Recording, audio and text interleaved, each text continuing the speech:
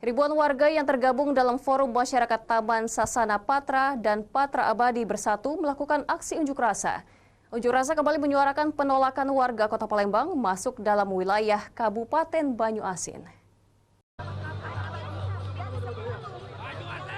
Ribuan warga Tegal Binangun, Pelaju Darat, Pelaju Palembang kembali turun ke jalan menggelar aksi unjuk rasa penolakan terbitnya Peraturan Menteri Dalam Negeri tentang tapal batas masuknya wilayah mereka ke dalam wilayah Kabupaten Banyuasin.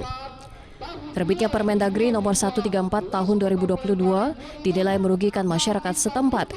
Padahal mengacu pada peraturan pemerintah nomor 23 tahun 1988 telah banyak pembangunan yang difasilitasi oleh pemerintah Kota Palembang.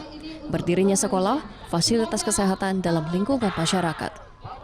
Warga menyampaikan akan melakukan aksi terus-menerus dan berkelanjutan, baik turun ke jalan, kantor DPRD, kantor wali kota, kantor gubernur Sumsel, bahkan akan di depan kantor Kementerian Dalam Negeri di Jakarta. DPR, bahkan ke kementerian.